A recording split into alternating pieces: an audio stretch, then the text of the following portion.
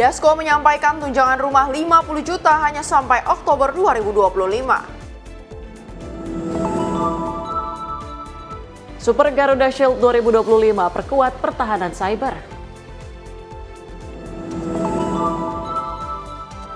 AIS 2026 bakal dorong pertumbuhan ekonomi dan investasi. WNA asal Afrika diduga mencuri HP, nyaris diamuk massa.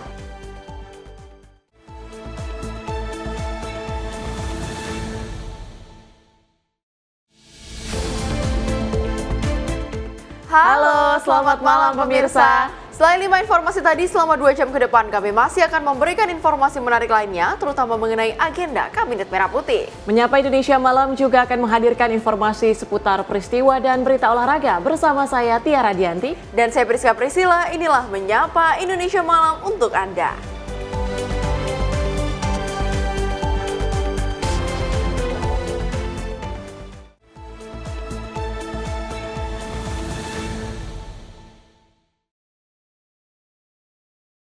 Kita awali dengan informasi pertama, Presiden Prabowo Subianto menganugerahkan tanda kehormatan kepada 141 tokoh dari berbagai bidang sebagai bentuk apresiasi negara. Para penerima tanda kehormatan menyampaikan rasa syukur dan bangga atas apresiasi yang diberikan negara dalam dedikasi dan kerja keras yang telah dilakukan selama ini. Presiden Prabowo Subianto menganugerahkan tanda kehormatan negara kepada 141 tokoh dari berbagai bidang seperti pejabat, akademisi, profesional, hingga seniman. Acara penganugerahan berlangsung di Istana Negara Jakarta pada Senin 25 Agustus 2025 sebagai bentuk apresiasi negara atas jasa dan pengabdian para tokoh di bidang masing-masing. Saya hanya ingin menyampaikan atas nama negara dan bangsa sekali lagi terima kasih atas jasa-jasa pengabdian saudara-saudara sekalian dan mereka-mereka yang orang tuanya tidak hadir, ahli waris juga atas nama negara dan bangsa. Terima kasih kami, Republik Indonesia atas pengabdian saudara-saudara sekalian. Semoga jasa-jasa saudara-saudara terus menjadi warisan bagi generasi penerus. Salah satu penerima penghargaan adalah Karina Citra Dewi Jo, ilmuwan yang terlibat dalam pengembangan vaksin COVID-19 Oxford AstraZeneca. Ia dianugerahi bintang jasa utama atas kontribusinya dalam pengembangan bioteknologi dan kesehatan global, termasuk dalam merumuskan formula untuk produksi massal vaksin tersebut. Terima kasih pada Pak Prabowo sebagai Presiden yang telah menghargai STEM, ya, terutama di bidang sains. Ya, menurut saya sih sains sangat penting, terutama di bidang kesehatan, karena merupakan salah satu bentuk ketahanan kesehatan yang sangat penting di suatu negara gitu kan. Masalahnya pandemi gitu, jadi kita butuh vaksin untuk menangani masalahnya supaya cepat selesai, jadi tidak merugikan masyarakat dan negara seperti itu. Penghargaan juga diberikan kepada seniman senior Jaja Miharja yang telah berkiprah sejak 1965 di dunia hiburan Indonesia. Ia menerima bintang budaya Parama Dharma sebagai bentuk pengakuan atas perannya dalam melestarikan budaya lewat seni peran dan lawakan. Jaja mengungkapkan rasa syukurnya atas perhatian pemerintah terhadap seniman di bawah pimpinan Prabowo Subianto. Bangga sekali, baru seniman diperhatiin kayaknya ya, Presiden lagi yang ngasih. Berarti ini kali pertama Bang Jaja diberikan penghargaan langsung oleh Pak Presiden? Iya, baru ini. Berarti kan dipesan sama dia. Gimana pesan? Lanjutkan Pak, terima kasih Pak, siap. Ya karya kita akan lanjutkan baik mungkin. Terima kasih Pak Presiden. Presiden udah perhatiin seniman, terutama saya. Ini buktinya. Coba boleh ditunjukin deh. Ini buktinya Pak. Tim redaksi Simpo TV melaporkan. Presiden Prabowo minta percepat birokrasi proyek Waste to Energy dengan target administrasi selesai 3 bulan. Menteri Zulkifli Hasan menyatakan pemerintah akan memangkas keterlibatan pihak agar proses lebih sederhana dan proyek bisa cepat realisasi.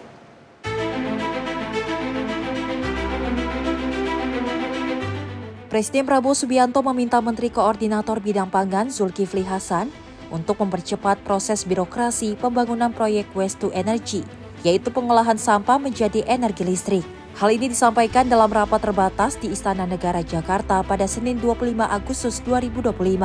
Zulkifli Hasan menjelaskan bahwa tahap awal proyek sudah selesai dan peraturan Presiden tinggal menunggu penerbitan dalam 1 atau 2 hari ke depan. Namun proses administrasi diperkirakan membutuhkan 6 bulan. Sementara pembangunan fisik akan memakan waktu 1,5 tahun, sehingga proyek direncanakan selesai dalam 2 tahun. Presiden Prabowo Subianto menginginkan proses administrasi dipercepat dengan target rampung hanya 3 bulan. Untuk mencapai hal tersebut, pemerintah akan memangkas keterlibatan banyak pihak agar birokrasi menjadi lebih sederhana dan efisien, sehingga proyek dapat segera direalisasikan. Tadi saya melaporkan tugas dari Bapak Presiden mengenai waste to energy, ya, di mana pengelolaan sampah kita berpuluh-puluh tahun nggak selesai. Saya tadi mengatakan kami sudah selesai tanda tangan, tinggal nunggu Perpres 1-2 hari ini turun, maka proses 6 bulan untuk administrasi, 1,5 tahun untuk pengerjaan, mudah-mudahan 2 tahun persoalan sampah kita bisa atasi. Tapi tadi Presiden menegur kami, jangan 6 bulan, administrasi 3 bulan kalau bisa, sehingga 18 bulan bisa selesai. Kita usahakan, ya. Kalau dulu kan ada tipping fee, melibatkan bupati, gubernur, DPRD, kabupaten, DPRD provinsi, Menteri Keuangan, Menteri Lingkungan Hidup, Menteri apa lagi ya, Menteri Energi, kemudian PLN, ini enggak. Dari Danantara kontrak dengan PLN dikerjakan, ya izinnya dari SDM selesai. Tim redaksi Simpo TV melaporkan. Sementara itu, Menteri SDM Bahlil Lahadalia mengungkap target pemerintah untuk menyediakan akses listrik ke 5.700 desa dan 4.400 dusun pada 2029 hingga 2030. Hal ini disampaikan usai rapat terbatas bersama Presiden Prabowo di Istana Kepresidenan Jakarta.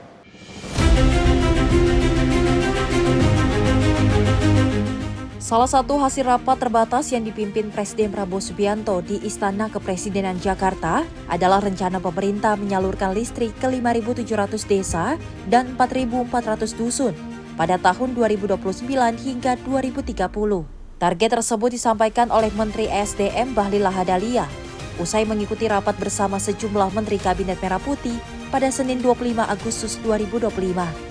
Dalam pertemuan tersebut, pemerintah turut membahas program-program yang belum terrealisasi di tahun 2025, serta menyusun agenda prioritas untuk tahun-tahun selanjutnya.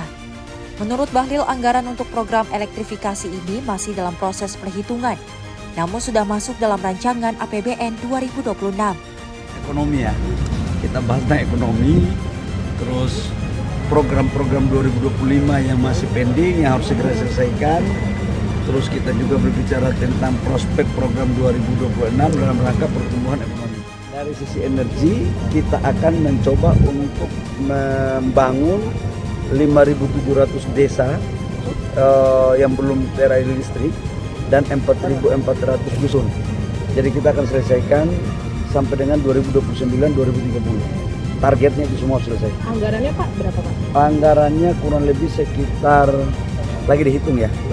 Tapi mulai di 2025 di perubahan anggaran dan 2026 sudah dimasukkan anggarannya. Dari APBN Pak? APBN, karena itu kan untuk pelayanan masyarakat. Karena apa? Tadi kami melapor kepada Bapak Presiden, ini urusan rakyat kecil di bawah ini nggak bisa kita menghitung secara ekonomi. Jadi dibutuhkan kehadiran negara. Dan Bapak Presiden memerintahkan langsung menganggarkan. Terkait rencana penyaluran LPG 3 kg, Menteri ESDM Bahlil menegaskan bahwa mulai tahun depan pembeliannya akan dibatasi dan diatur menggunakan KTP. Sementara teknis pelaksanaannya masih dalam proses penyusunan. LPG 3 kilo bakal berdasarkan NIK Pak atau tahun depan? Tahun depan ya, dia akan jadi yang kaya, nggak usah pakai LPG 3 kilo lah. Ya diesel 8, 9, 10, saya pikir mereka dengan kesadaran lah. Jadi kalau mau beli harus pakai KTP Pak? Teknisnya lagi diatur ya.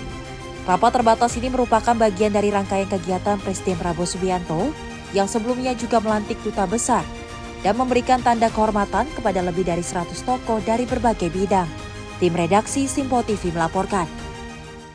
DPR RI menggelar sidang paripurna keempat masa persidangan ke-1 tahun 2025-2026 di Kompleks Parlemen Senayan, Jakarta pada Selasa pagi. Dalam rapat tersebut secara resmi mengesahkan terhadap RUU perubahan ketiga tentang penyelenggaraan haji dan umroh serta persetujuan pemberian kewarganegaraan atlet asing. DPR RI menggelar sidang paripurna keempat masa persidangan 1 tahun 2025-2026 di Kompleks Parlemen Senayan, Jakarta pada Selasa pagi.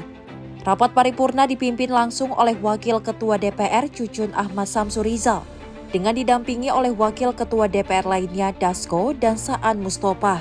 Sejumlah agenda yang dibahas dalam paripurna yaitu mengesahkan terhadap RUU perubahan ketiga tentang penyelenggaraan ibadah haji dan umroh, serta persetujuan pemberian kewarganegaraan terhadap atlet asing.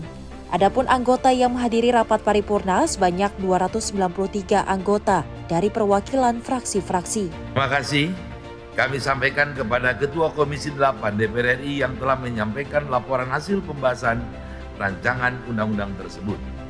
Tibalah saatnya kami minta persetujuan fraksi-fraksi terhadap rancangan undang-undang tentang perubahan ketiga atas Undang-Undang Nomor 8 Tahun 2019 tentang penyelenggaraan haji dan umroh. Apakah dapat disetujui untuk disahkan menjadi undang-undang?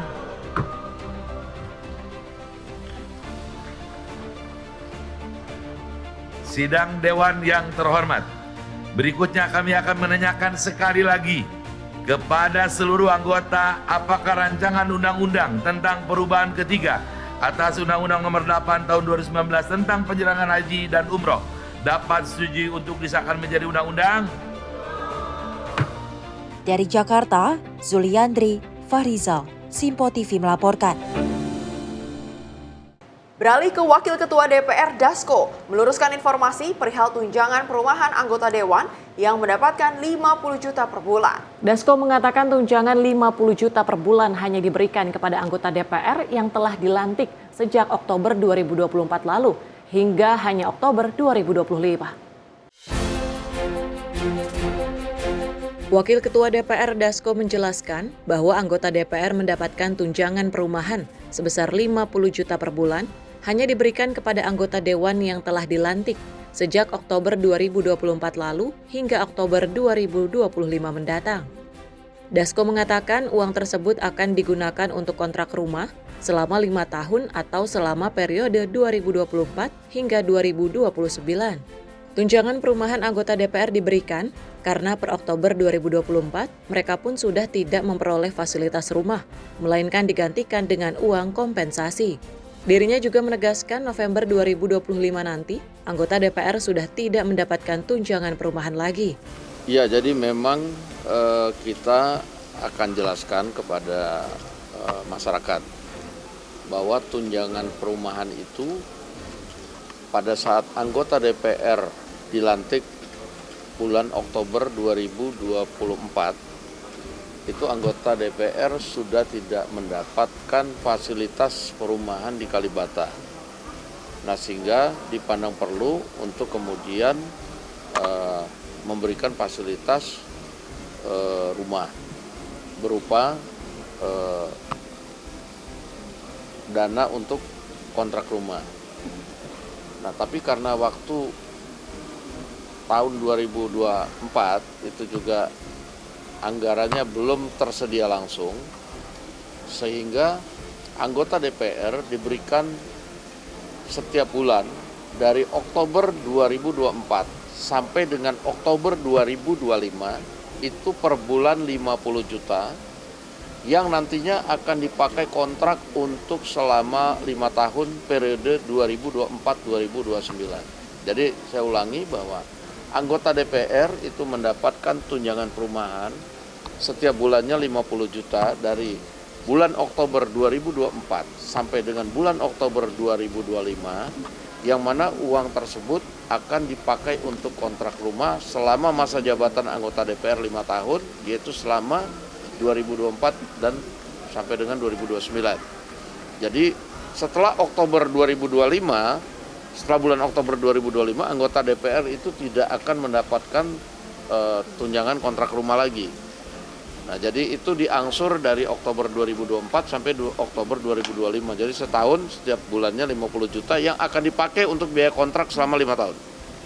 Jadi nanti jikalau teman-teman melihat daftar tunjangan di bulan November 2025 itu yang 50 juta sudah nggak ada lagi itu ya. Mungkin memang penjelasannya kemarin kurang lengkap, kurang detail sehingga mungkin menimbulkan polemik di masyarakat luas. Jadi memang karena anggarannya tidak cukup untuk diberikan sekaligus, sehingga diangsur selama setahun, itu juga untuk keperluan kontrak rumah anggota DPR selama 5 tahun. Demikian.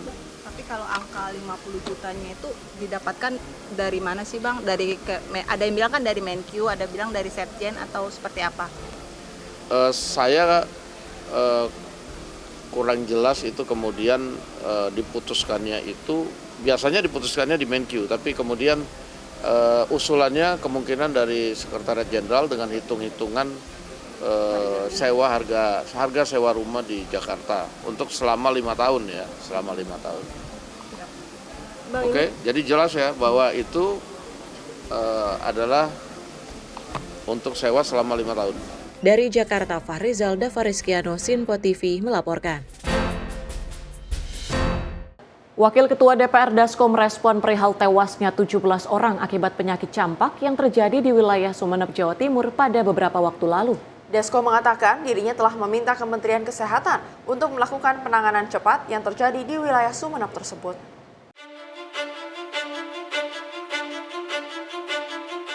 Kasus campak di Sumeneb, Jawa Timur kini sudah ditetapkan sebagai kejadian luar biasa setelah menyebabkan 17 orang meninggal dunia. Jumlah kasus suspek campak di Sumeneb ini telah mencapai 2.035 orang yang tersebar di kecamatan. Sebagian besar korban merupakan balita yang tidak memiliki riwayat imunisasi. Merespon hal ini, Wakil Ketua DPR Dasko mengaku telah melakukan koordinasi dengan Menteri Kesehatan Budi Gunadi Sadikin.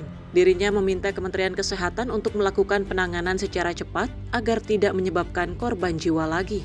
Ya, semalam saya sudah langsung telepon dengan Menteri Kesehatan dan segera meminta diambil langkah-langkah preventif untuk agar hal tersebut bisa cepat tertanggulangi.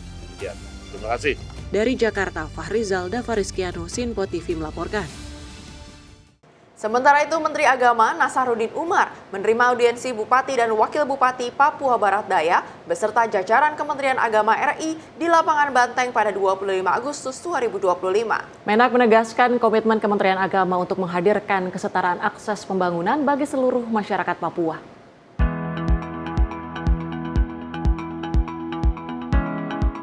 Menteri Agama Nasaruddin Umar menegaskan bahwa percepatan pembangunan di Papua harus berjalan seimbang antara aspek fisik dan spiritual. Hal ini disampaikannya saat menerima kunjungan Gubernur Papua Barat Daya, Wakil Gubernur Papua Barat, beserta jajaran pemerintah daerah dan perwakilan Kanwil Kemenak Papua Barat di kantor Kementerian Agama Jakarta. Menak menegaskan komitmen Kementerian Agama untuk menghadirkan kesetaraan akses pembangunan bagi seluruh masyarakat Papua, termasuk dalam penyediaan fasilitas layanan lintas agama.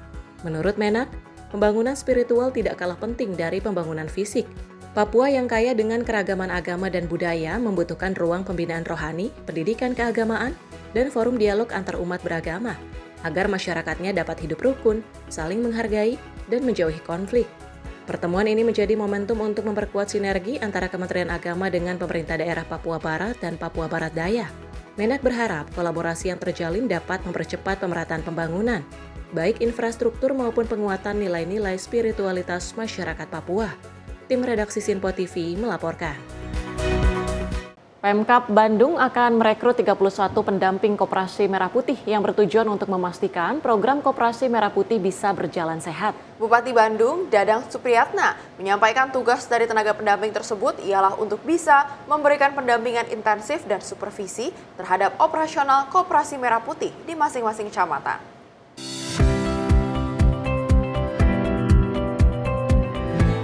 Pemkab Bandung akan merekrutkan 31 orang sebagai tenaga pendamping Koperasi Merah Putih. Nantinya mereka akan ditempatkan di 31 kecamatan se-Kabupaten Bandung. Langkah tersebut diambil oleh Pemkab Bandung untuk memastikan program Koperasi Merah Putih bisa berjalan sehat, maju, dan benar-benar bisa berfungsi sebagai penggerak ekonomi masyarakat. Bupati Bandung Dadang Supriyatna menjelaskan, jika tugas dari tenaga pendamping tersebut untuk bisa memberikan pendampingan intensif dan supervisi terhadap operasional Koperasi Merah Putih di masing-masing kecamatan. Bagaimana operasi desa dan Merah Putih itu berjalan?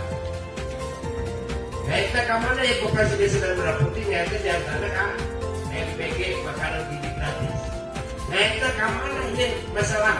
nasi merah putih nggak enak karena suasana makan. Kang DS, sapaan akrabnya, juga berharap jika para pendamping tersebut akan dapat membantu Koperasi Merah Putih untuk bisa meningkatkan kualitas manajemen, pengembangan usaha, serta akses terhadap permodalan dan pasar.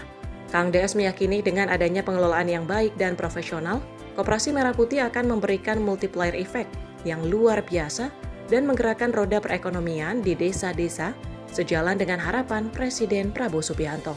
Tim redaksi Sinpo TV melaporkan. Dari Gubernur Jawa Timur, Khofifah Indar Parawansa kembali turun ke pasar untuk memastikan kelancaran distribusi beras, stabilisasi pasokan dan harga pangan SPHP. Kali ini Khofifah mengunjungi Pasar Soponyono, Surabaya pada Senin 25 Agustus 2025. Gubernur Jawa Timur Khofifah Indar Parawansa meninjau langsung distribusi beras program stabilisasi pasokan dan harga pangan atau SPHP di Pasar Soponyono, Surabaya pada Senin 25 Agustus 2025. Kunjungan ini dilakukan untuk memastikan kelancaran distribusi beras medium bersubsidi dari Perum Bulog kepada masyarakat. Khofifah berdialog dengan sejumlah pedagang dan pembeli. Ia menanyakan ketersediaan stok, kendala pasokan, dan membagikan beras SPHP kemasan 5 kg kepada masyarakat yang antusias menyambutnya. Menurutnya kebutuhan beras SPHP di masyarakat sangat tinggi dan banyak yang membeli beras medium dibandingkan beras premium. Maka dari itu Khofifah meminta pihak Bulog bersama Bappenas agar dapat terus mendistribusikan beras dengan lancar, merata, dan lebih menjangkau lagi. SPHP itu memang kebutuhan yang sangat tinggi, yang tentu kita berharap bahwa Bulog bersama Bappenas bisa terus mendistribusikan dengan lebih lancar lagi, lebih merata lagi, lebih menjangkau lagi. Tim redaksi Sinpo TV melaporkan. Pemerintah Kabupaten Cianjur menyalurkan obat cacing kepada para siswa sekolah dasar di Kabupaten Cianjur pada Senin 25 Agustus 2025. Langkah ini merupakan bagian dari program nasional pencegahan cacingan pada anak yang tengah digalakan oleh pemerintah pusat.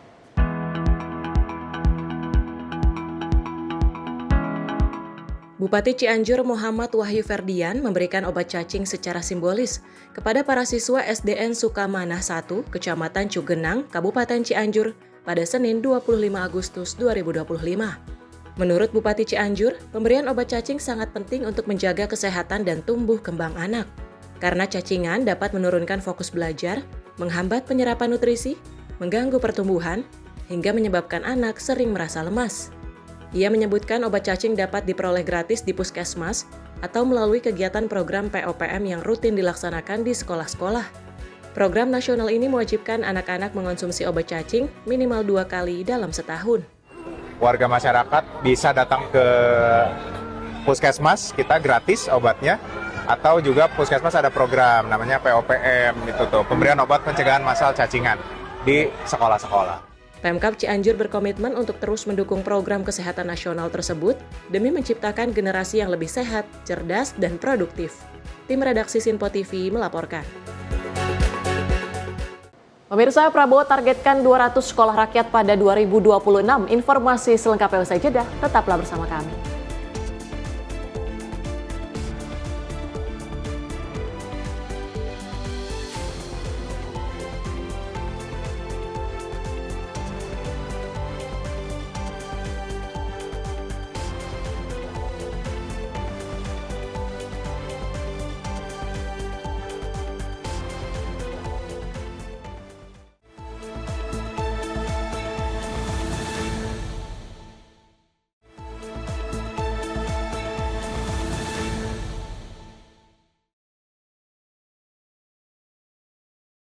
Terima kasih pemirsa, Anda masih bersama kami di Menyapa Indonesia Malam. Kita lanjutkan ke informasi berikutnya dari Presiden Prabowo Subianto mengapresiasi terbangunnya lebih dari 100 sekolah rakyat dalam waktu 5 bulan. Presiden Prabowo juga menargetkan jumlah tersebut meningkat menjadi 200 sekolah pada tahun 2026.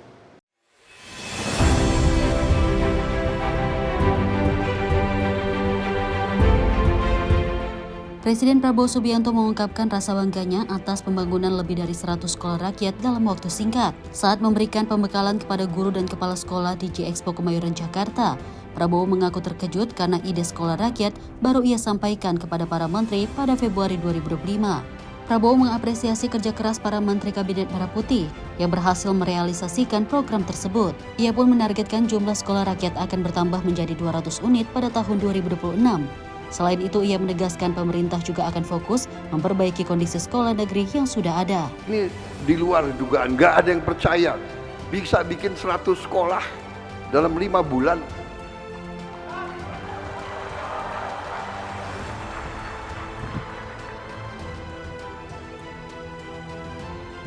Tahun depan, insya Allah 200 sekolah.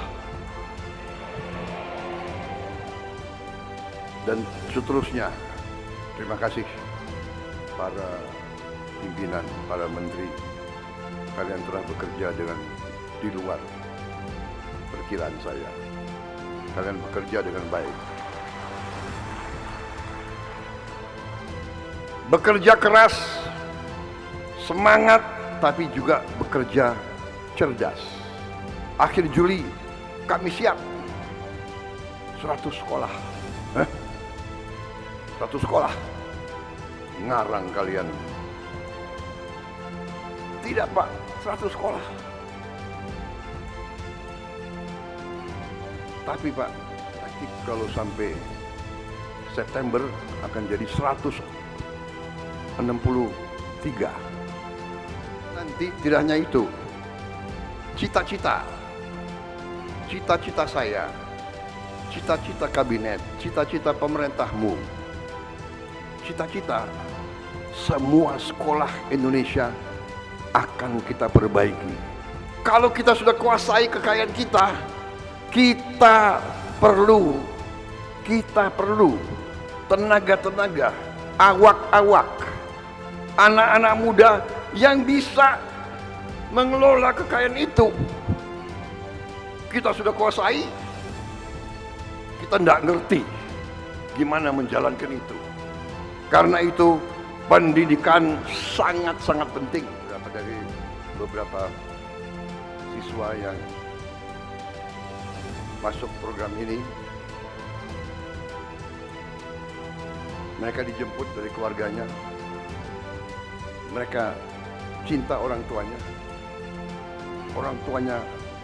kerja keras, orang tuanya belum menikmati kemerdekaan yang sebenarnya.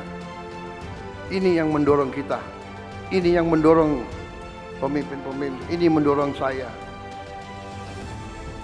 Kita harus mewujudkan kemerdekaan untuk seluruh rakyat kita.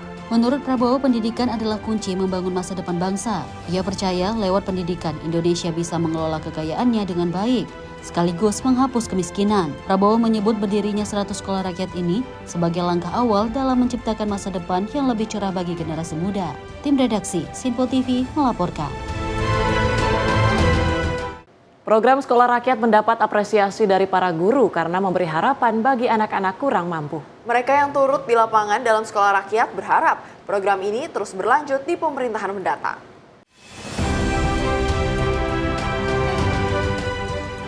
Program Sekolah Rakyat yang digagas Presiden Prabowo Subianto tak hanya berdampak pada siswa dan keluarga, tetapi juga memberi kesan mendalam bagi para guru dan kepala sekolah. Khairunisa, Kepala Sekolah Rakyat Terintegrasi 1 Cirebon menyebut program ini membawa harapan baru bagi anak-anak dari keluarga kurang mampu untuk mendapatkan pendidikan yang layak. Dalam acara pembekalan guru dan kepala sekolah di J-Expo Kemayoran, Jakarta 22 Agustus, Khairunisa menyampaikan harapannya agar program Sekolah Rakyat terus dilanjutkan oleh pemerintahan berikutnya. Ia menilai inisiatif ini telah membuka jalan bagi anak-anak dari latar belakang ekonomi lemah untuk meraih masa depan yang lebih baik. Itu besarnya dukungan dari Presiden Republik Indonesia untuk Sekolah Rakyat ini.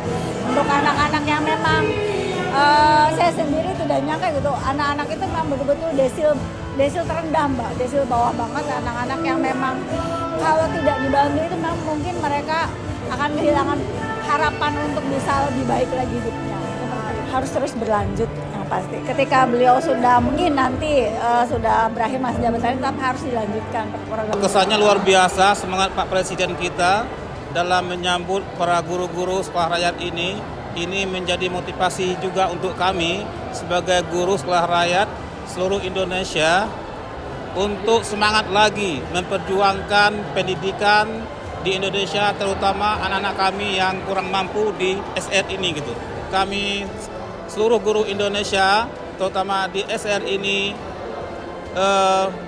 mengucapkan terima kasih yang sebesar-besarnya untuk Pak Prabowo atas program SR ini. Hal senada disampaikan Heri Nopal, guru pendidikan agama Islam dari Sekolah Rakyat Terintegrasi 13 Tanjung Jabung, Jambi. Menurutnya, keberadaan sekolah rakyat menjadi motivasi bagi para guru untuk terus memperjuangkan pendidikan bagi anak-anak yang kurang mampu. Ia pun mengucapkan terima kasih kepada Prabowo atas perhatian yang besar terhadap kelompok ekonomi bawah. Tim redaksi Sinpo TV melaporkan. Sementara itu, pemerintah bersama Komisi 8 DPR telah menyepakati penyelenggaraan ibadah haji dan umroh untuk dinaikkan statusnya menjadi kementerian. Kenaikan status menjadi kementerian ini diharapkan dapat mempermudah sekaligus memperlancar penyelenggaraan ibadah haji dan umroh. Pemerintah bersama Komisi 8 DPR secara resmi menyepakati perubahan status Badan Penyelenggaraan Haji dan Umroh menjadi kementerian. Kesepakatan tersebut diambil melalui rapat Komisi 8 DPR bersama pemerintah di Kompleks Parlemen Senayan Jakarta pada Senin pagi. Menteri Hukum Supratman Andi Aktas juga mengatakan bahwa pemerintah nantinya akan mendorong peraturan presiden atau Perpres tentang pembentukan Kementerian Haji dan juga Umroh tersebut. Supratman berharap perubahan status ini dapat mempermudah sekaligus memperlancar penyelenggaraan ibadah haji dan juga umroh. Satu, semua fraksi bersama dengan pemerintah menyetujui inisiatif dari Komisi 8 terkait revisi Undang-Undang Haji.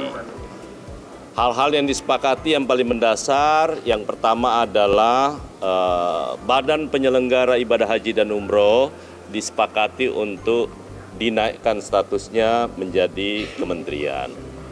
Karena ini penting untuk dilakukan dalam rangka persiapan, karena sekarang sudah memasuki tahapan penyelenggaraan ibadah haji untuk tahun depan di bulan Agustus ini. Karena itu seluruh tim pemerintah juga sepakat dan akan sesegera mungkin mendorong untuk lahirnya Perpres tentang pembentukan Kementerian Ibadah Haji dan Umroh. Saat ini prosesnya ada di Kementerian Sekretariat Negara dan juga Kemenpan RB. Ya, Kementerian Hukum hanya tugasnya mengharmonisasi. Intinya mudah-mudahan dengan pembentukan kementerian ini itu akan lebih mempermudah, memperlancar penyelenggaraan ibadah haji dan umroh.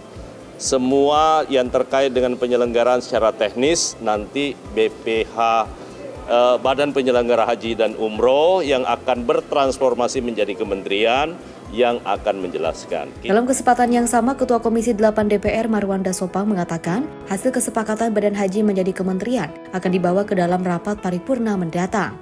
Dirinya menyebut dengan adanya Kementerian Haji dapat meminimalisir kekacauan penempatan jemaah haji terlebih telah diatur dalam undang-undang.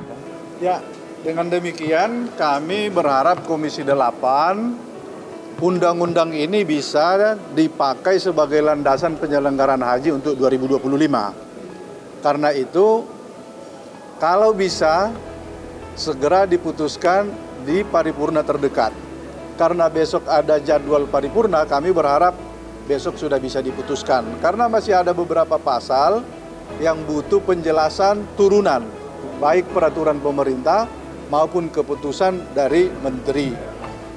Dengan demikian, kalau sudah bisa kita buat landasan undang-undang ini, sudah bisa merespon perkembangan yang ada di Saudi maupun pelayanan yang lebih memadai dari Indonesia.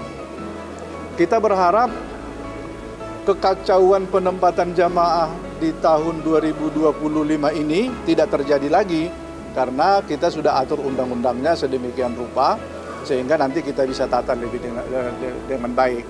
Dari Jakarta, Pak Rizal Ahmad Amin, Simpo TV melaporkan.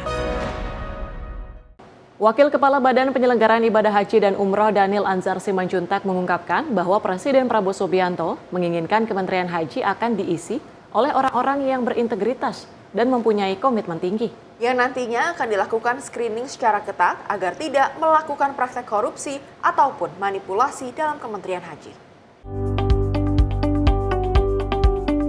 Wakil Kepala Badan Penyelenggaraan Ibadah Haji dan Umroh Daniel Anzar Simanjuntak mengapresiasi Presiden Prabowo Subianto yang menginginkan Badan Penyelenggaraan Haji menjadi kementerian.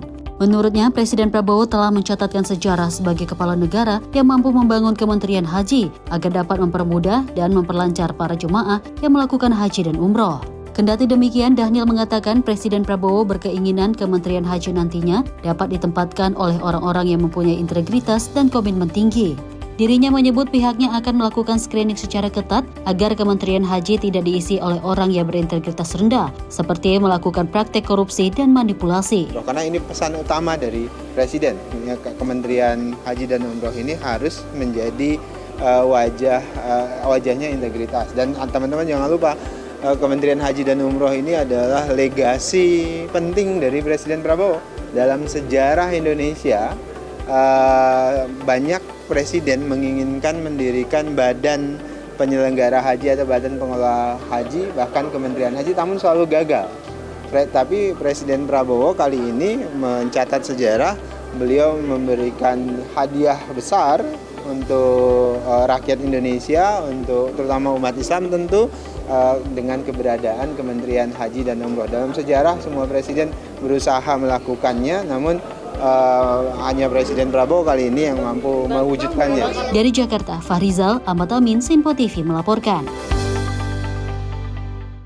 Informasi lainnya dari Wakil Presiden RI Gibran Rakabuming Raka meninjau progres renovasi Gor Indoor Manahan di Solo, Jawa Tengah pada Sabtu 23 Agustus 2025. Wapres meminta agar proses renovasi yang masih menyisakan beberapa pekerjaan minor agar dapat segera diselesaikan.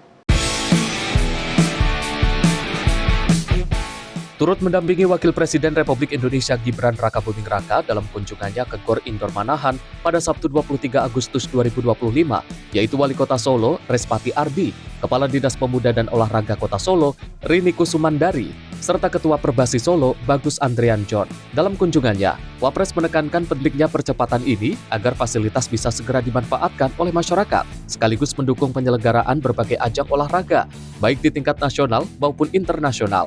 Wapres meminta agar proses renovasi yang masih menyisakan beberapa pekerjaan minor, seperti ventilasi dan penutupan ruang, agar dapat segera diselesaikan.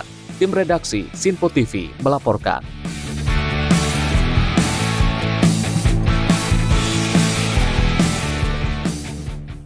Menteri Pendidikan Tinggi Sains dan Teknologi Brian Yuliarto menyambut 250 mahasiswa internasional dari 46 negara penerima beasiswa KNB 2025 di kantor Kemdikti-Saintek Jakarta. Melalui penyelenggaraan program beasiswa ini, Indonesia menegaskan kembali komitmennya untuk mendukung pembangunan sumber daya manusia di negara-negara berkembang. Kementerian Pendidikan Tinggi, Sains dan Teknologi mendukung penuh diplomasi dan kerjasama antar negara dalam bidang pendidikan tinggi melalui penyelenggaraan program beasiswa Kemitraan Negara Berkembang atau KNB 2025 di kantor Kemdikti-Saintek pada Senin 25 Agustus 2025. Menteri Pendidikan Tinggi, Sains dan Teknologi Brian Yuliarto secara resmi membuka kegiatan dengan mengapresiasi kehadiran dan dukungan seluruh pihak terkait. Di tahun 2025, sebanyak 250 mahasiswa dari 46 negara di Asia, Afrika, Pasifik, Amerika Selatan, dan Eropa resmi menjadi penerima beasiswa KNB. Jumlah tersebut merupakan hasil seleksi dari total 2.724 pendaftar yang berminat mengikuti program beasiswa ini. Dengan begitu, kehadiran para penerima beasiswa diharapkan dapat memperkaya ekosistem akademik sekaligus memperkuat jejaring internasional pendidikan tinggi Indonesia. Dari Jakarta, tim redaksi Simpo TV melaporkan. Beralih ke pemerintah Kabupaten Pandeglang, Banten yang terus menunjukkan keseriusan dalam meningkatkan kualitas gizi anak dan remaja melalui program Makan Bergizi Gratis atau MBG. Setelah berhasil dilaksanakan di sejumlah sekolah dan wilayah prioritas, tahun ini Pemkab Pandeglang resmi memperluas jangkauan program ke lebih banyak sekolah dari tingkat dasar atau SD hingga SMP. Pemkab Pandeglang berkomitmen mendukung program Makan Bergizi Gratis yang digagas Presiden Prabowo Subianto dengan memperluas jangkauan penerima. Hal ini disampaikan Wakil Bupati Pandeglang saat peluncuran program MBG di SMP Negeri 1 Labuan. Perluasan program MBG ini merupakan bentuk komitmen pemerintah daerah dalam mendukung tumbuh kembang generasi muda. Program MBG di Pandeglang saat ini telah menjangkau 8 kecamatan dengan sasaran 3.000 lebih siswa di setiap kecamatan. Setiap pelajar mendapatkan menu sehat dan seimbang, mulai dari karbohidrat, protein, sayur, hingga buah. Program MBG akan merata sampai tingkat SD hingga SMA, serta terjamin kualitasnya baik dari kebersihan maupun higienis. Satu program Pak Prabowo yang patut kita apresiasi karena ini bagian daripada untuk pemenuhan gizi putra-putri kita, supaya bagaimana putra-putri kita menjadi putra-putri yang cerdas, putra-putri yang kapabel, yang intelektual, juga bisa menjadi pemimpin di masa depan. Untuk makan bergizi gratis mayoritas di Kabupaten Pandeglang sudah diluncurkan di beberapa titik. Nanti kita dari pendidikan ada beberapa sekolah yang sudah tercover makan bergizi gratis dan ada beberapa sekolah yang belum tercover oleh makan bergizi gratis ini. Yang jelas ini insya Allah semua Kabupaten Pandeglang mulai dari tingkat PAUD, SD, SMP, SMK, SMA, nah ini mudah-mudahan bisa tercover karena salah satu kendalanya hari ini adalah terkait dapur umum. Maka dapur umum ini yang akan terus kita gencarkan supaya bagaimana dapur umum ini bisa tumbuh berdiri di masing-masing kecamatan untuk memenuhi menyuplai makan bergizi gratis ke masing-masing sekolah yang ada di Kabupaten Pandeglang. Yang terpenting adalah bagaimana lewat makan bergizi gratis ini putra-putri kita bisa tumbuh, cerdas, berkembang, dan bisa menjadi pemimpin di masa yang akan datang.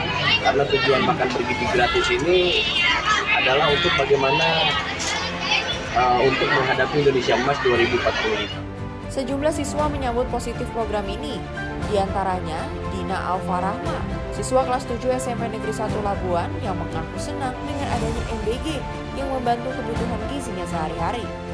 Senang bisa dapat makan gratis dari Pak Prabowo, rasanya enak. Ada ayam, ada sayuran, ada nasinya, ada susu sama ada kuahnya.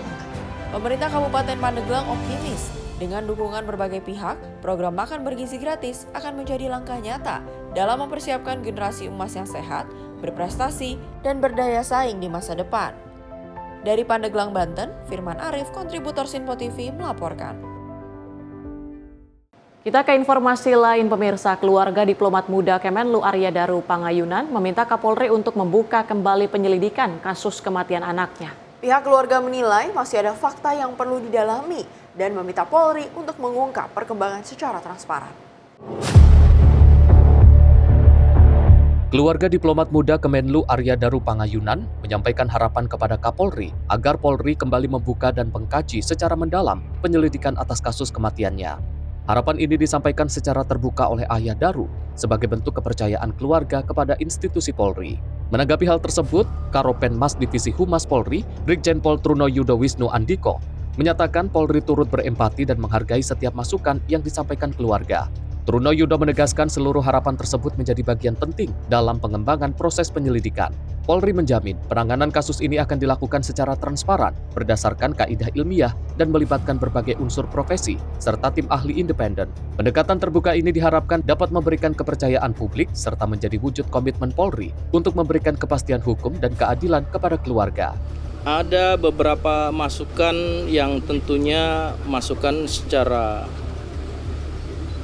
terbuka ya disampaikan oleh keluarga ADP. Tentu yang pertama kita turut berempati dengan peristiwa yang telah terjadi. Namun demikian terkait apa yang secara harapan dari keluarga tentu menjadi bagian atensi kita juga ya. Mari kita sama-sama berempati.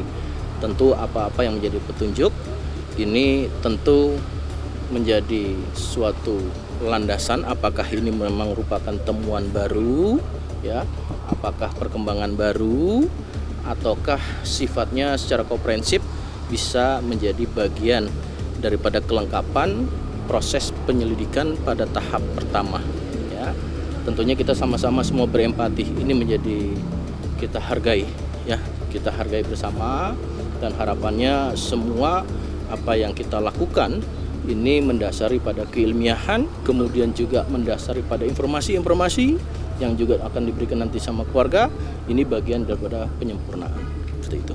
Berarti Polda Metro tetap melakukan penyelidikan ya Pak ya? Tentu segala masukan, apa-apa yang dilakukan oleh Polda Metro sudah sejauh ini, dan beberapa profesi kepakaran sudah dilibatkan ya. Namun informasi-informasi yang lebih juga kita masih butuhkan. Dari Jakarta, Jihan Nabila, Mutia Anggiani, Sinpo TV melaporkan. Kembali dari Wakil Presiden RI Gibran Rakabuming Raka menanggapi usulan salah satu anggota DPR RI mengenai penyediaan gerbong khusus merokok. Wapres menegaskan bahwa penyediaan fasilitas dalam transportasi umum harus mengacu pada skala prioritas dan kebutuhan masyarakat. Wakil Presiden Republik Indonesia Gibran Rakabuming Raka melakukan perjalanan menggunakan kereta api Bandara Internasional Adi Sumarmo nomor 573B, relasi Caruban Bandara Adi Sumarmo dari Stasiun Palur menuju Stasiun Solo Balapan pada Minggu 24 Agustus 2025. Usai melakukan perjalanan tersebut, Wapres menanggapi usulan salah satu anggota DPR RI mengenai penyediaan gerbong khusus merokok. Wapres menegaskan bahwa penyediaan fasilitas dalam transportasi umum harus mengacu pada skala prioritas dan kebutuhan masyarakat.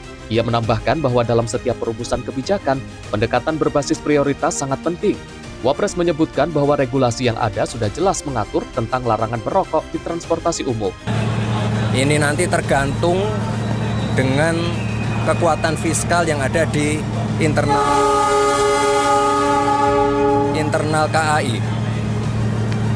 Jika ada ruang fiskal, ya kalau pendapat saya pribadi lebih baik diprioritaskan untuk misalnya ibu hamil, ibu menyusui, balita, lansia, kaum difabel.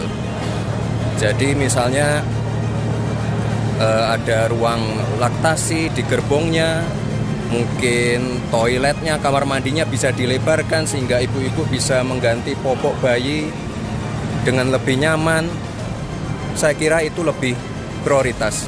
Sekali lagi, dalam perumusan sebuah kebijakan ada skala prioritasnya. Dalam kesempatan itu, Wapres juga menekankan bahwa kebijakan di sektor transportasi harus selaras dengan visi Presiden Prabowo Subianto di bidang kesehatan. Meski begitu, Wapres tetap menyampaikan apresiasi terhadap masukan DPR RI dan aspirasi masyarakat. Tim redaksi Sinpo TV melaporkan. Latihan gabungan bersama Super Garuda Shield 2025 resmi dibuka oleh Wakil Panglima TNI Jenderal Tandio Budi Revita di Seskoal, Jakarta. Kapuspen TNI Maijen Kristome Sianturi mengatakan salah satu fokus TNI yaitu kerjasama keamanan cyber guna memperkuat hubungan pertahanan dan diplomasi antar negara. Latihan gabungan bersama Super Garuda Shield 2025 resmi berlangsung di sejumlah tempat yang akan dimulai 25 Agustus hingga 4 September 2025. Latihan ini melibatkan 13 negara, diantaranya Amerika Serikat, Australia, Jepang, Prancis, Republik Korea, Brazil, hingga Kanada. Dalam pernyataannya, Kapuspen TNI Maijen Kristome Sianturi menyebutkan salah satu fokus utama Latgapma adalah penguatan cyber defense sebagai langkah pencegahan terhadap potensi serangan cyber. Melalui kegiatan ini, Kristome menyatakan para prajurit dilatih untuk memadukan keterampilan dan strategi agar siap menghadapi ancaman di era digital. Nah, untuk cyber, kita lebih memfokuskan kepada cyber defense. Bagaimana kita bertahan dari serangan-serangan dari luar yang saat ini memang sedang masif. Kita juga belajar dari bagaimana pertempuran Ukraina dan Rusia dan sebagainya. Nah, dan memang skenario sudah dibuat seperti itu ya. Atau untuk teknis ya tidak bisa kita sebutkan di sini ya. Gitu ya. Silakan. Dengan melihat potensi-potensi ancaman yang ada, latihan ini diharapkan mampu menjadi solusi untuk memperkuat pertahanan negara melalui TNI, terutama apabila negara dalam keadaan darurat. Dari Jakarta, Mutiara Patiasina, Mutia Anggiani, Rafli, Sinpo TV melaporkan. Pesawat Amole Air terbakar. Informasi lengkapnya usai jeda, tetaplah bersama kami di Sinpo TV.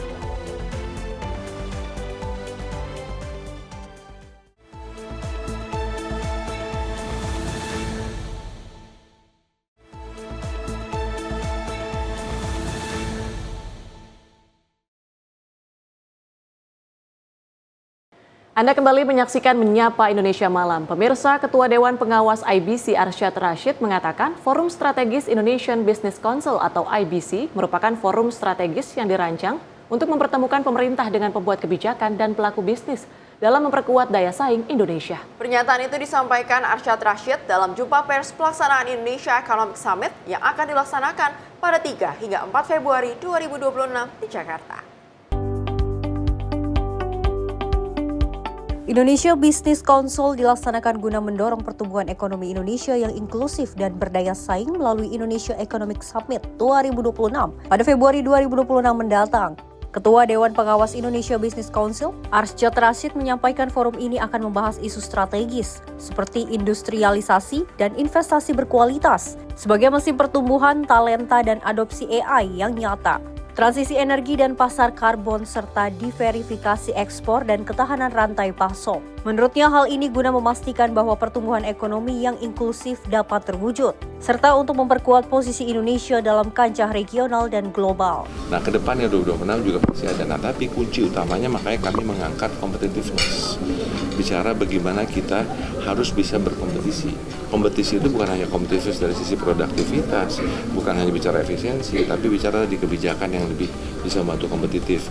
Bagaimana bicara untuk ease of doing business, bicara bagaimana supaya governance lebih baik, bicara bagaimana supaya yang namanya infrastruktur secara fisik dan non fisik harus diadakan. Bagaimana bisa supaya the cost of doing business juga bisa kita reduce, supaya tadi kita bisa berkompetisi dengan yang lain. Jadi yang utama kita lebih baik fokus kepada bagaimana perusahaan-perusahaan Indonesia bisa lebih berkompetitif. Dari Jakarta, Sri Dewi Andayani, Mutia Anggaini, Simpo TV melaporkan. Sementara itu, Balai Besar Pengawasan Obat dan Makanan Medan menggerebek 3 pabrik mie kuning basah diduga mengandung formalin di Kota Pemantang, Siantar, dan Kabupaten Simalungun pada Kamis 21 Agustus 2025 siang. Dalam penggerebekan ini, petugas menyita 25 karung mie senilai 200 juta rupiah.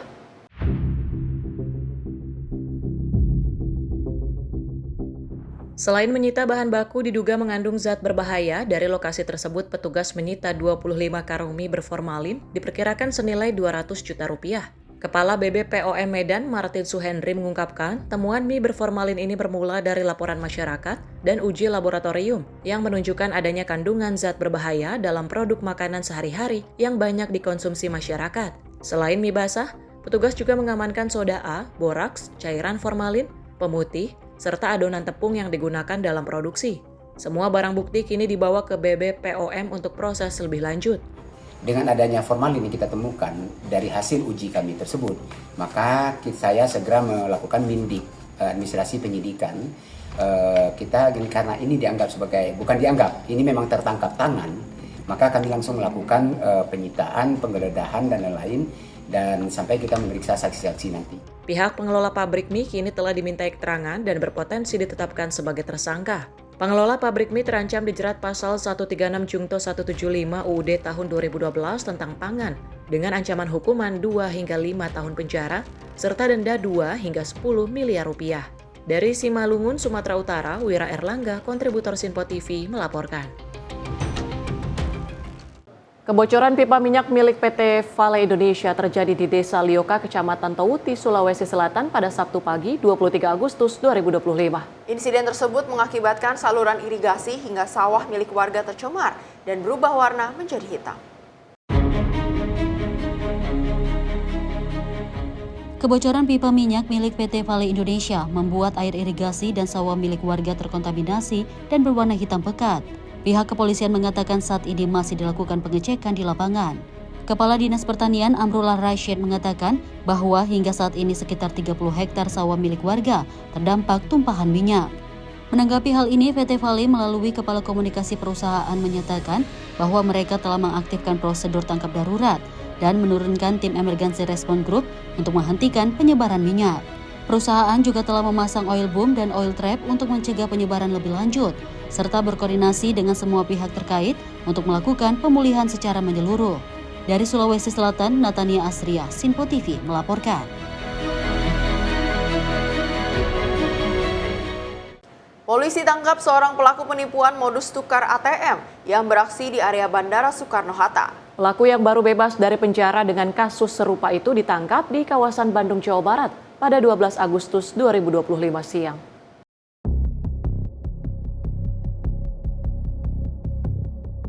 Inilah rekaman video CCTV saat penipuan dan pencurian uang modus tukar ATM terjadi di area Bandara Soekarno-Hatta yang terjadi pada 20 Juni 2025 pagi. Pelaku A dan MAZ yang baru bebas dari penjara mengiring korban ke gerai anjungan tunai mandiri atau ATM di Terminal 1 Bandara Soekarno-Hatta. A dan MAZ saat itu meminta korban menunjukkan isi saldo ATM sebagai syarat untuk menjadi rekan bisnis elektronik dengan harga murah bersama pelaku. Alih-alih menjadi rekan bisnis pelaku, isi saldo ATM korban malah dikuras pelaku dengan cara menghafalkan PIN ATM, menukar kartu ATM dengan milik pelaku, lalu menguras semua isi saldo yang berjumlah puluhan juta rupiah.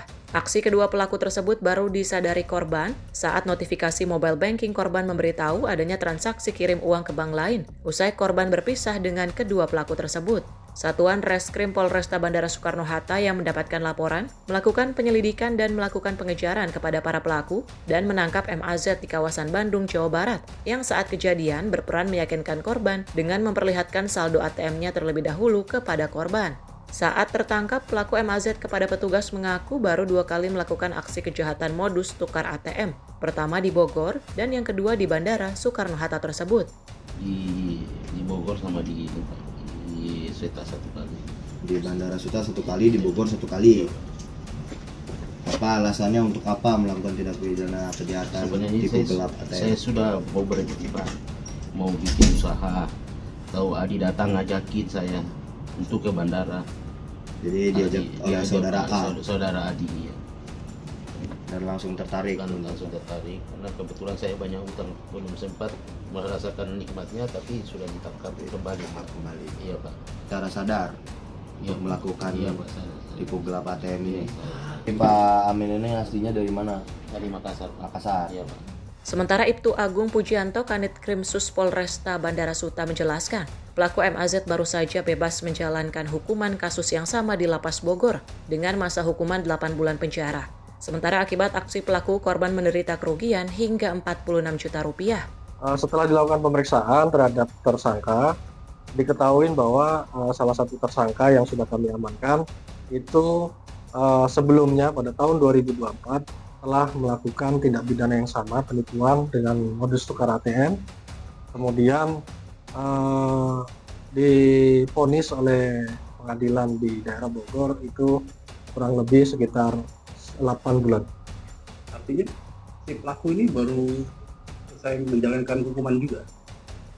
Betul, jadi pelaku ini baru selesai menjalankan hukuman dan masih wajib lapor di salah satu lembaga pemasyarakatan di daerah Bogor. Kalau total kerugian korban berapa? Total kerugian korban sekitar 64 juta. Ulangi, 46 juta. Kalau pasal yang disangkakan ancaman berapa? Untuk pasal yang disangkakan untuk diduga pelaku itu pasal 378 tentang penipuan, kemudian juga Undang-Undang Transfer Dana. Polisi masih memburu pelaku lainnya, sementara MAZ dijerat pasal 378 tentang penipuan dan Undang-Undang IT tentang transaksi elektronik dengan ancaman hukuman maksimal 3 tahun penjara. Dari Tangerang, Banten, kontributor Sinpo TV melaporkan. Pelaku curanmor tertangkap saat membawa kabur sepeda motor hasil curian di Kota Bandar Lampung, dan menjadi bulan-bulanan warga. Pelarian pelaku berhasil digagalkan berkat aksi sejumlah pelajar yang penuh keberanian menabrak sepeda motor yang dikemudikan pelaku.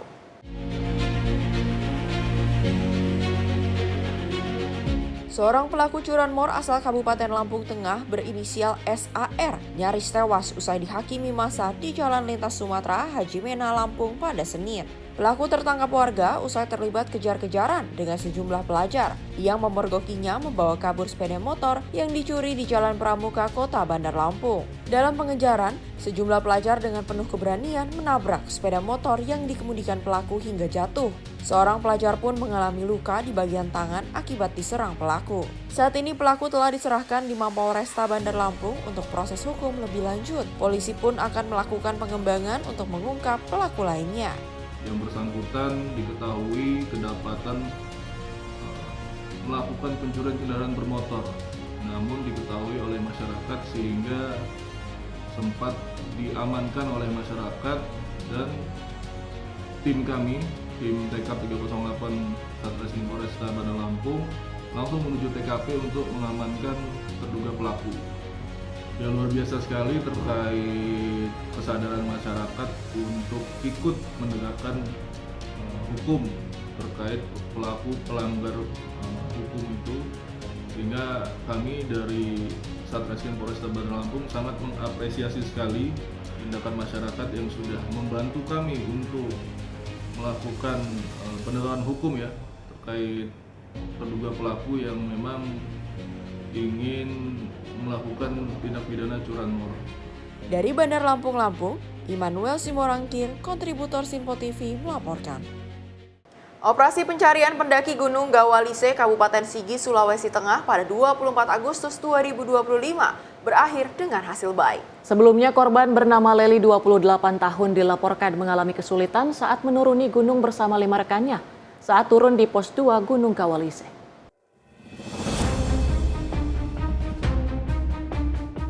Informasi kejadian diterima oleh kantor SAR Palu dari rekan korban Zulkifli pada Sabtu 23 Agustus 2025 pukul 23:05 waktu Indonesia bagian tengah.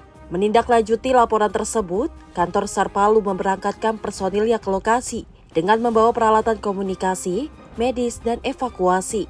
Pada Minggu dini hari 24 Agustus 2025 pukul 4:14 waktu Indonesia bagian tengah, tim SAR gabungan akhirnya berhasil menemukan korban dalam keadaan selamat. Korban segera dievakuasi tim posko gabungan dan tiba dengan selamat pada pukul 7:05 waktu Indonesia bagian tengah. Tim redaksi Simpo TV melaporkan. Diminta bayar 8 juta rupiah untuk beli alat medis, keluarga balita yang meninggal dunia usai operasi di RSUD Abdul Muluk Lampung laporkan oknum dokter ke polisi. Oknum dokter dilaporkan atas dugaan tindak pidana penipuan dan penggelapan serta pungli sebab pasien berstatus penerima BPJS Kesehatan.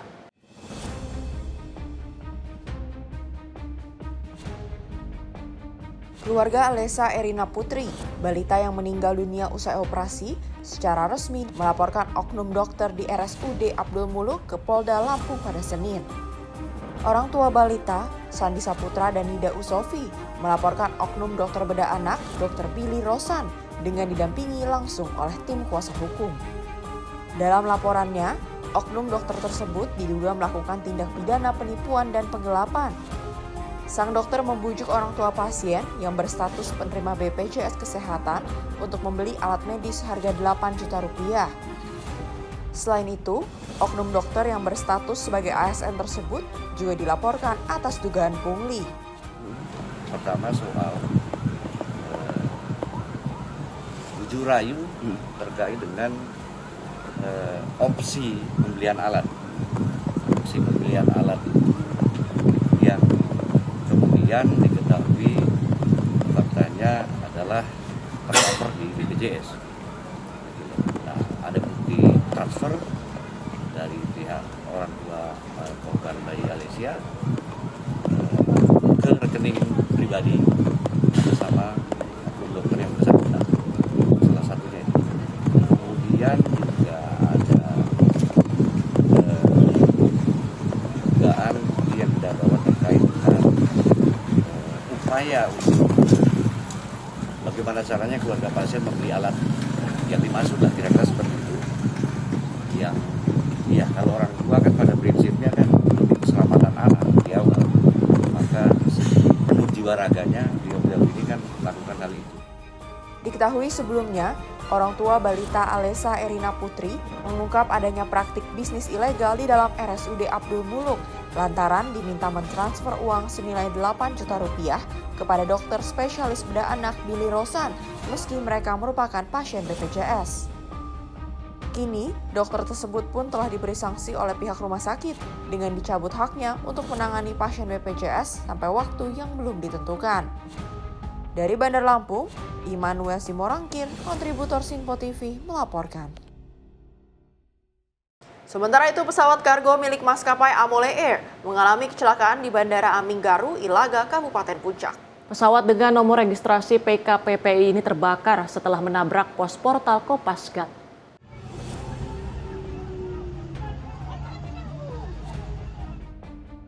Inilah video detik-detik saat terjadinya kecelakaan pesawat kargo Amole Air terbakar di Bandara Aminggaru, Ilaga, Papua Tengah pada Senin pagi. Dalam rekaman video amatir warga tersebut, terlihat pesawat masih dalam keadaan menyala. Namun api sudah membakar pesawat dari bagian depan, sementara pilot dan co-pilot langsung menyelamatkan diri keluar dari pesawat. Pesawat naas tersebut sebelumnya terbang dari Bandara Moses Kilangin Timika tujuan Bandara Aminggaru Ilaga. Namun ketika mendarat, pesawat kehilangan kendali dan menabrak pos Pasgat dan terbakar. Sesaat sebelum tabrakan, pilot dan co-pilot berhasil melompat keluar dari pesawat. Hal yang sama juga dilakukan oleh 2 personel Pasgat yang sedang bertugas di dalam pos. Salah satu personel Pasgat dilaporkan mengalami luka ringan akibat insiden tersebut, namun tidak ada korban jiwa. Kapolres Puncak Kompol Mardi Marpau mengatakan, pada Senin pagi telah terjadi kecelakaan pesawat, di mana pesawat kehilangan kendali dan menabrak pembatas landasan Aminggaru Ilaga. Terjadi kecelakaan penerbangan pesawat udara aviasi Puncak PKPPI atau Amole Air yang kehilangan kendali dan menabrak pos Pasgat TNI Angkatan Udara yang bertempat di ujung landasan Bandar Udara Aminggaru Distrik Omikau, Kabupaten Puncak, Provinsi Papua Tengah. Kronologi singkat kejadian, pada pukul 09.00 WIB, pesawat udara aviasi Puncak dengan nomor penerbangan PKPPI landing dari Bandara Udara Moses Kilangi, Kabupaten Mimika, dengan tujuan Bandara Udara Aminggaru, Kabupaten Puncak, dengan membawa muatan bahan bangunan berupa baja ringan yang diawaki oleh Kapten Andi Resar dan kopilot Amianus Wamang. Pukul 09.40 WIB, pesawat udara aviasi Puncak PKPP-1 landing di Bandara Udara Aminggaru dengan aman. Sampai pada ujung landasan, di mana pesawat aviasi Puncak PKPPI yang diawaki oleh Kapten Andi Resar dan kopilot Amianus Numang kehilangan kendali dan menabrak pos Pasgat sampai ke pagar bandara. Minimnya armada pemadam menyebabkan api dengan cepat menghabiskan seluruh badan pesawat. Pesawat milik maskapai Amole Air ini membawa sejumlah bahan bangunan, yaitu baja ringan yang akan diturunkan di Ilaga. Kini, bangkai pesawat telah berhasil dievakuasi oleh petugas bandara dan saat ini masih menunggu hasil penyelidikan terkait penyebab terbakarnya pesawat tersebut. Dari Jayapura, Papua, tim kontributor Sinpo TV melaporkan. Tim TKP 308 Polresta Bandar Lampung kembali menangkap komplotan pelaku curanmor yang meresahkan warga. 1 orang pelaku ditangkap dan dilumpuhkan petugas dengan timah panas di kakinya karena berusaha melawan saat penangkapan. Inilah rekaman CCTV saat para komplotan pelaku curanmor asal Kabupaten Lampung Timur, Lampung kembali beraksi melakukan pencurian di kota Bandar Lampung pada 20 Agustus lalu. Dalam sehari, komplotan ini beraksi di 4 tempat berbeda di kota Bandar Lampung. Di lokasi pertama, pelaku menggasak 1 unit motor matic berwarna putih yang diparkir di teras rumah. Pelaku menggasak motor dengan cara membuka pintu pagar rumah, merusak kunci kontak kemudian membawa kabur setelah motor dinyalakan. Dalam rekaman CCTV yang kedua, terlihat para pelaku juga kembali mencuri sepeda motor yang terparkir di depan pintu kos atau kontrakan. Mereka menggunakan cara yang sama, yaitu membuka pintu pagar, menggunakan kunci letter T untuk merusak kunci kontak motor, kemudian menyalakan dan membawa kabur motor. Berbekal rekaman CCTV ini, tim TKP 308 Polresta Bandar Lampung yang melakukan patroli hunting dan berhasil menemukan pelaku saat akan kembali ke wilayah Lampung Timur. Saat itu, 1 pelaku berinisial AS terpaksa dilumpuhkan akibat mencoba melawan, sementara rekannya melarikan diri. Dari hasil pengembangan, polisi pun menemukan 4 sepeda motor yang berhasil dicuri komplotan tersebut dalam 1 hari, berada di rumah pelaku AS yang ternyata merupakan residivis kasus serupa. Tersangka ini ada 2, tapi baru 1 yang berhasil kami tangkap, sementara 1 lagi masih DPO. Yang sudah kami tangkap ini inisial AS, merupakan warga Kecamatan Jabung, Kabupaten Lampung Timur.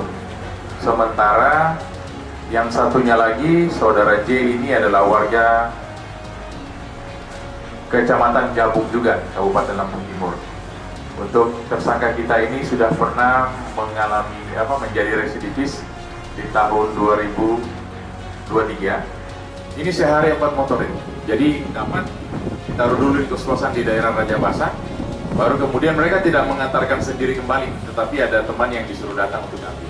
Usai mengamankan 4 sepeda motor yang sebelumnya dicuri pelaku, polisi langsung menyerahkan sepeda motor tersebut kepada masing-masing korban. Salah seorang korban pencurian para pelaku mengaku senang dengan penangkapan para pelaku tersebut. Ia berterima kasih dengan aparat kepolisian yang bekerja maksimal menangkap dan mengembalikan motor yang baru dipakainya selama 1 bulan yang dicuri pelaku. Kan saya kan kerjanya di Mekar. Nah, pada saat itu kami itu saya tuh lagi posisinya lagi setoran di kantor. Nah, itu tuh pintu itu tuh memang udah ditutup, cuman memang nggak digembok aja sih, karena kan kalau di Mekar itu kan kita kan setoran itu gantian ya Mas ya, jadi kita nggak nggak ngeh kalau motor kita itu diambil orang gitu, karena pada saat itu yang keluar dari kantor itu juga bergilir gitu loh, bergantian, jadi kita nggak ngeh kalau itu motor itu diambil orang.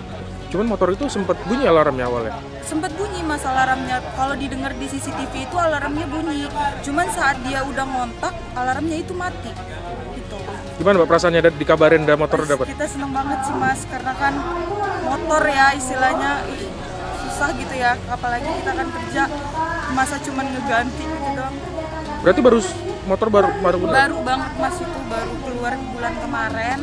Nah, baru sebulan saya pakai motor itu. Saat ini polisi masih memburu 1 pelaku lainnya dalam komplotan ini. Sementara atas perbuatannya, pelaku AS akan dijerat dengan pasal 363 KUHP. Dari Bandar Lampung, Immanuel Simorangkir, kontributor Sinpo TV melaporkan. Warga Dusun Nyiur Lembang, Kecamatan Lembar, Kabupaten Lombok Barat dihebohkan dengan penemuan sesosok mayat pria di kawasan perbukitan pada Minggu 24 Agustus 2025. Penemuan bermula saat seorang warga menemukan korban dalam posisi terlentang di bawah pohon dengan kondisi sudah tidak bernyawa.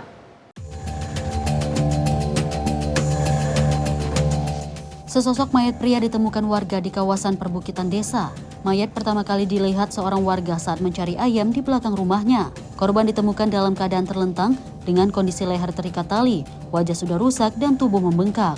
Dari barang bukti yang ditemukan seperti pakaian, ponsel, jam tangan, dan kunci motor, korban diduga merupakan Brigadir EFR yang merupakan anggota Polri. Tim Inafis Polres Lombok Barat telah melakukan olah TKP dan membawa jenazah ke Rumah Sakit Bayangkara untuk penelusuran identitas dan penyebab kematian. Adapun penyelidikan masih terus berlanjut. Dari Lombok, Natania Asria, Sinpo TV melaporkan. Terkait dugaan pemerasan 2 anggota DPRD Kota Medan diperiksa ke Jatisu. Informasi selengkapnya usai jeda. Tetaplah bersama kami.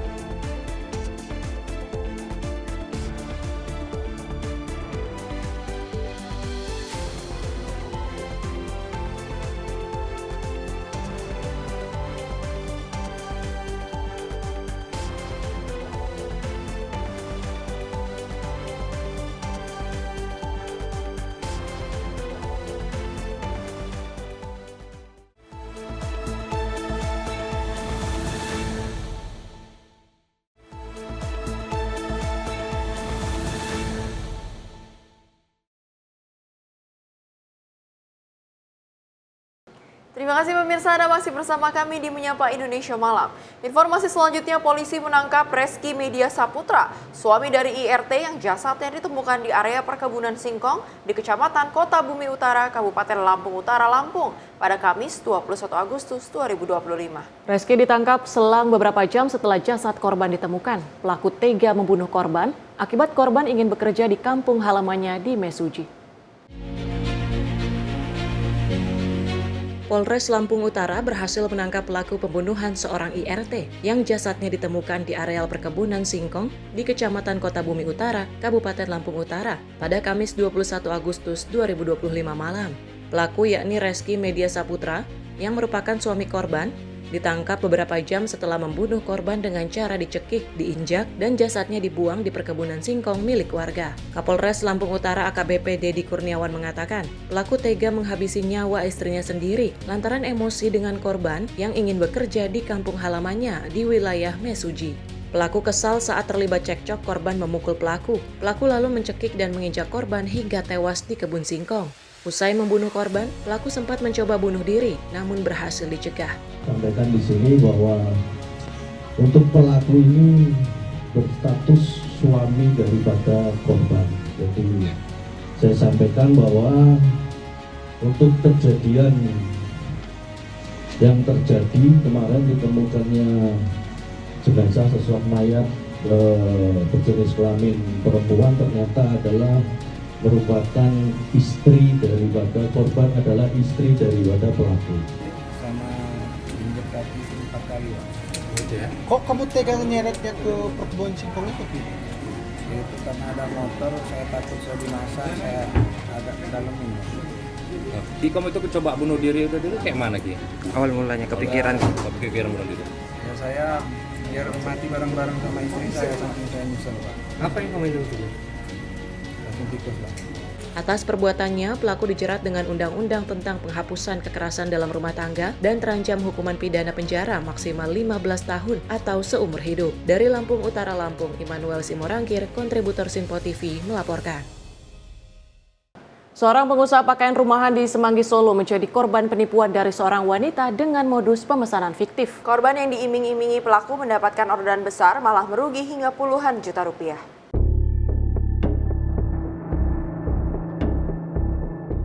Inilah pelaku penipuan dengan modus pemesanan fiktif yang berhasil diringkus Satreskrim Polresta Solo. Pelaku merupakan seorang perempuan warga Sleman, Daerah Istimewa Yogyakarta, dengan inisial Rey alias Nana. Pelaku hanya tertunduk lesu ketika digiring ke Mapolresta Solo. Dalam kasus ini, pelaku menipu seorang pengusaha pakaian rumahan di Semanggi Solo, Jawa Tengah. Pelaku menggelapkan ribuan potong daster serta rok plisket dengan modus pemesanan fiktif. Dari pemeriksaan, pelaku berdalih ada pesanan dari langganan tetap dalam jumlah banyak. Setelah barang berupa daster dan rok plisket disiapkan sesuai jumlah pesanan, pelaku mengarahkan barang tersebut untuk diantar ke rumah pacarnya karena jumlahnya banyak. Barang pun kemudian terjual dan uang hasil penjualan ditransfer ke rekening atas nama tersangka. Namun bukannya dibayarkan kepada korban, uang tersebut justru digunakan untuk keperluan pribadi pelaku.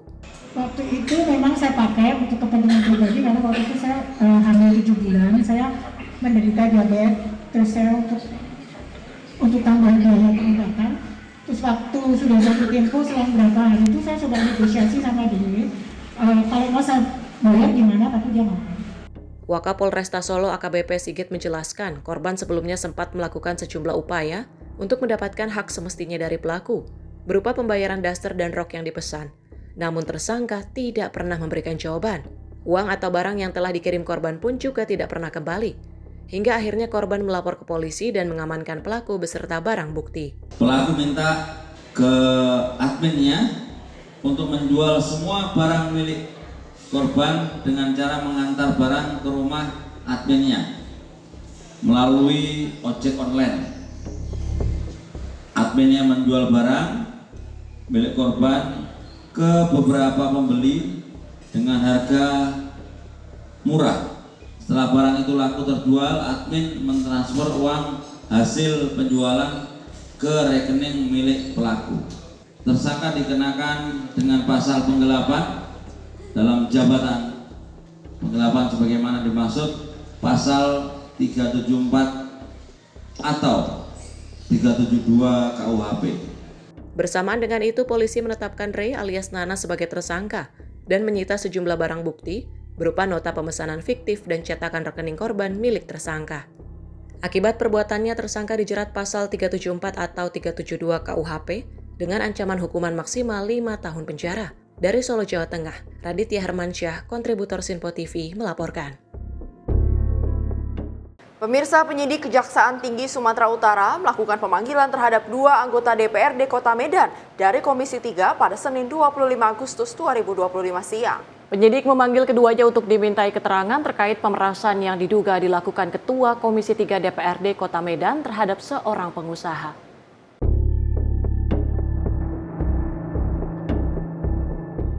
Dua anggota DPRD Medan yang hadir untuk dimintai keterangannya oleh penyidik Kejaksaan Tinggi Sumatera Utara masing-masing berinisial DRGS dan GS. Keduanya tiba di kantor Kejaksaan Tinggi Sumatera Utara dengan mengendarai mobil sekitar pukul 10.00 WIB.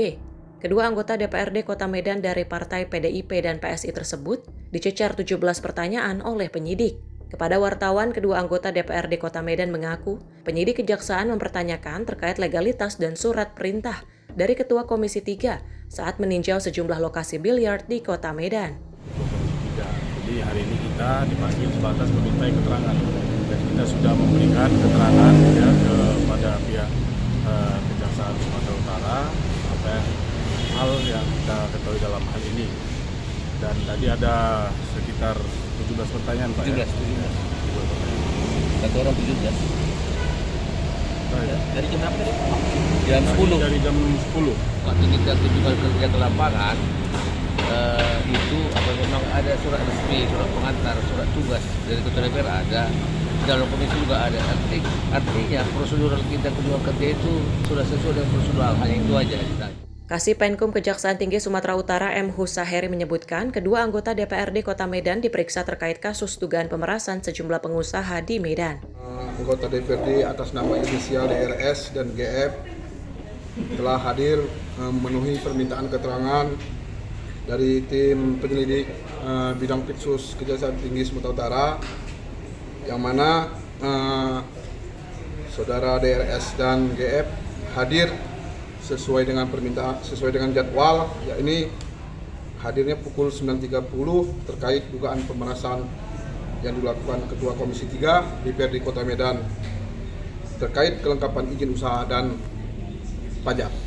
Seperti diketahui, penyidik Kejati Sumatera Utara memanggil 4 anggota DPRD Kota Medan Komisi 3 untuk dimintai keterangannya pada Senin 25 Agustus 2025. Namun 2 anggota DPRD lainnya termasuk Ketua Komisi 3 DPRD Kota Medan, SP, tidak hadir dan akan dipanggil ulang. Dari Medan, Sumatera Utara, Resi Erlangga, kontributor Sinpo TV, melaporkan. 2 pengelola ground transport di Bandara Internasional I Gusti Ngurah Rai Badung, Bali berselisih antara sopir dengan petugas Afsek bandara. Perselisihan pecah akibat aksi saling dorong yang berujung pemukulan antara sopir dengan petugas Afsek. Petugas Afsek kemudian melaporkan kejadian tersebut ke kantor polisi.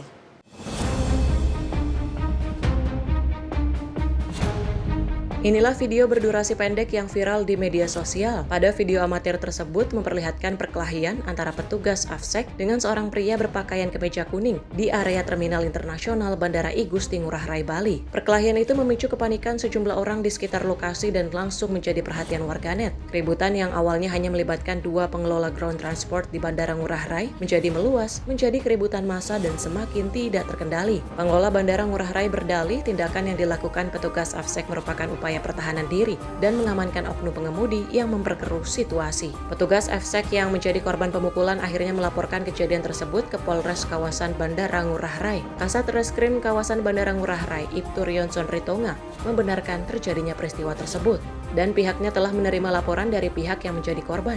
Saat ini Satreskrim Polres Bandara masih melakukan pendalaman dengan memeriksa keterangan para saksi maupun korban untuk mengungkap secara jelas peristiwa tersebut.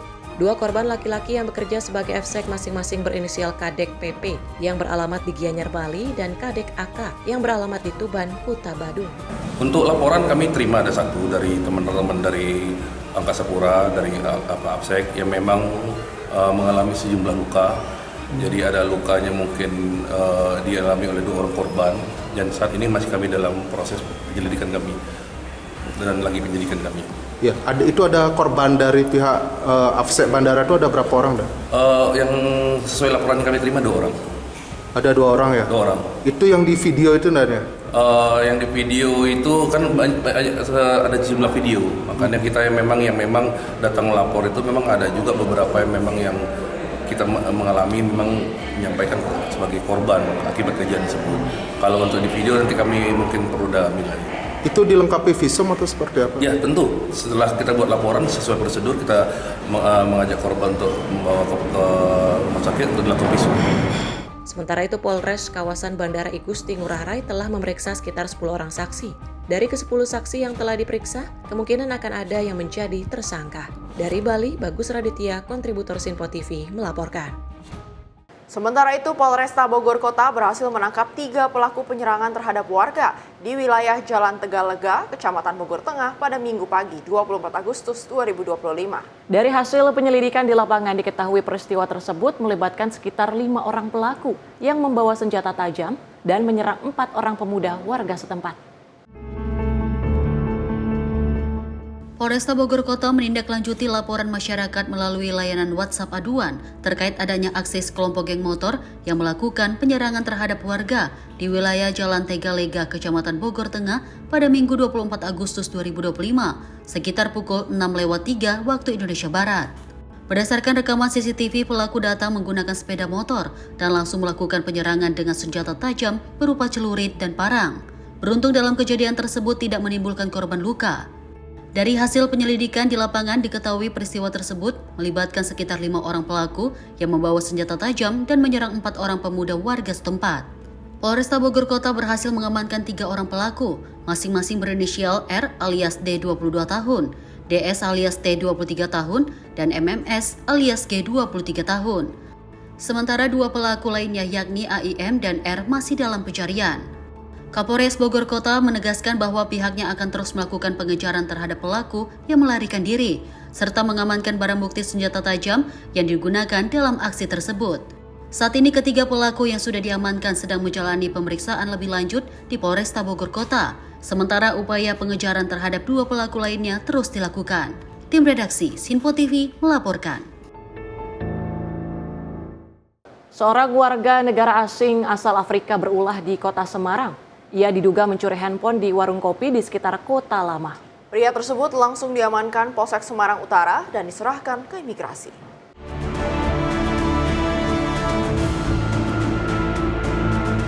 Seorang warga negara asing WNA asal Afrika berulah di Kota Semarang. Dia diduga mencuri handphone di warung kopi di sekitar Kota Lama. Dari informasi yang dihimpun, kejadian berawal saat pelaku pura-pura hendak membeli kopi. Saat penjual lengah, handphone dibawa lari namun ketahuan pemiliknya. Aksi kejar-kejaran pun tak terelakkan. Dari lokasi awal TKP warung kopi, depan palang wilayah Semarang Utara, dikejar warga hingga Jalan Sendowo. Dari kejadian tersebut, sejumlah warga ikut tersulut emosi hingga ingin memberikan salam olahraga. Namun lagi-lagi pihak kepolisian datang di saat yang tepat hingga akhirnya pelaku yakni warga negara Afrika ini berhasil diamankan dan digiring ke polsek terdekat. Tim redaksi Sinpo TV melaporkan. Pemirsa, anggota Quick Response QR Polresta Bogor Kota membubarkan sekelompok pemuda yang kedapatan tengah berkumpul sambil mengkonsumsi minuman keras di wilayah Kota Bogor pada Minggu 24 Agustus 2025. Dengan sigap, anggota QR Polresta Bogor Kota langsung membubarkan kelompok tersebut dan memberikan teguran serta imbauan agar tidak mengulangi perbuatannya. Anggota Quick Response Polresta Bogor Kota Polda Jabar bertindak tegas dengan membubarkan sekelompok pemuda yang kedapatan tengah berkumpul sambil mengkonsumsi minuman keras di wilayah Kota Bogor pada Minggu dini hari 24 Agustus 2025. Tindakan ini dilakukan saat petugas melaksanakan patroli kewilayahan dan melihat berkumpul dan diketahui mengkonsumsi miras hingga larut malam. Dengan sigap, anggota Quick Response Polresta Bogor Kota langsung membubarkan kelompok tersebut dan memberikan teguran serta himbauan agar tidak mengulangi perbuatannya yang dapat memicu gangguan keamanan dan ketertiban masyarakat atau Kamtibnas. Tim redaksi Sinpo TV melaporkan. Seorang warga Kampung Pulo Lasmono usia 60 tahun ditemukan meninggal dunia di dasar Sungai Jagir, Kota Surabaya oleh tim penyelam SAR pada Senin pagi 25 Agustus 2025. Korban dilaporkan tenggelam saat buang air besar di tebing sungai. Usai hilang, tim SAR gabungan langsung melakukan pencarian dengan mengerahkan penyelam dan perahu karet.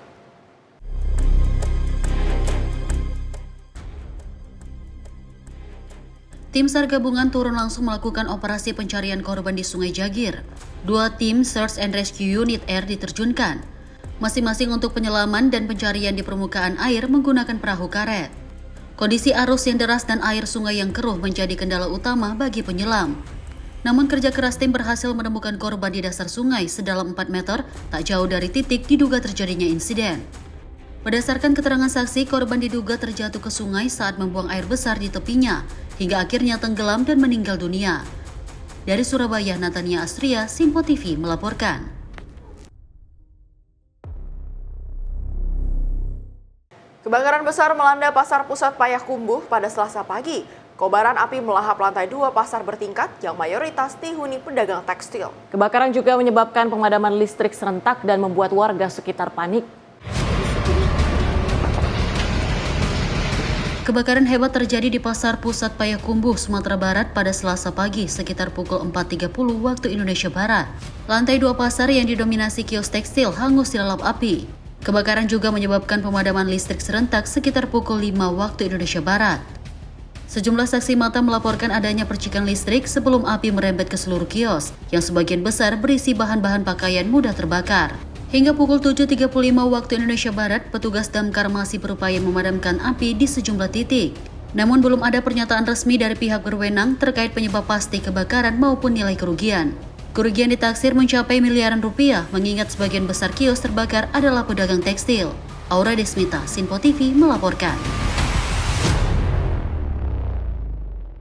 Dan informasi olahraga tadi sekaligus menutup jumpa kita kali ini. Mewakili seluruh kerabat kerja yang bertugas, saya Tiara Dianti mengucapkan terima kasih dan sampai jumpa.